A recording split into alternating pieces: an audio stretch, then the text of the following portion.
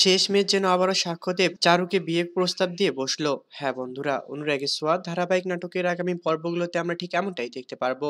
আর আপনারা যদি আমাদের চ্যানেলে নতুন হয়ে থাকেন তাহলে চ্যানেলটিকে অবশ্যই একটি সাবস্ক্রাইব করে দিবেন। আমরা এই বিষয়ে শুরুতেই দেখতে পারবো যে চারু যখন বেশ অনেকটা কান্নাকাটি করতে থাকে, ঠিক তখনই যেন সেখানে গিয়ে রূপা বেশ অনেকটাই কথা বলতে থাকে তার সঙ্গে, এবং কি শোনা গিয়ে তাকে বলতে থাকে যে চারু আন্টি, তুমি কি এমন একটি লোকের সঙ্গে থাকতে পারবে যে শুধু তোমাকে দূর থেকে সাহায্য করে, তোমাকে একটুও ভালোবাসে না? হ্যাঁ, আমি আমার বাবা সূর্যর কথা বলছি, তুমি কি তার সঙ্গে থাকতে পারবে? তারপর যেন সেই চারু তাকে বলতে থাকে যে আমি হয়তোবা তোমার বাবাকে মন থেকে ভালোবেসেছি, কিন্তু এখন তোমার মা তোমার বাবার কাছে চলে এসেছে, তাই আমি চাই না তাদের সংসারটা ভেঙে যাক, আবারও তোমরা আবারও সুখে শান্তিতে বসবাস করো, আমি এখান থেকে সারা জীবনের মতো চলে যাব। ঠিক তখনই যেন সেখানে সাক্ষ্যদেব এসে তাকে বলতে থাকে যে দেখো না, আমার মেয়েটাও হয়তোবা কিছুদিন পর সূর্যের কাছে চলে যাবে, তাহলে তো আমি আবারও একা হয়ে যাব, আমার জীবন থেকে তো দীপা চলে গিয়েছে, তাহলে আমরা একটা কাজ করি, আমরা দুজন আবারও বিয়ে করে নিই, তাহলে আমরা সুখে শান্তিতেই থাকতে পারবো, আমরা সবাই একত্রিত ভাবেই থাকতে পারবো। হ্যাঁ বন্ধুরা, অনুরাগের ছোঁয়া ধারাবাহিক নাটকের আগামী পর্বগুলোতে আমরা ঠিক এমনটাই দেখতে পারবো। আর আপনারা যদি আমাদের চ্যানেলে নতুন হয়ে থাকেন তাহলে চ্যানেলটিকে অবশ্যই একটি সাবস্ক্রাইব করে দিবেন।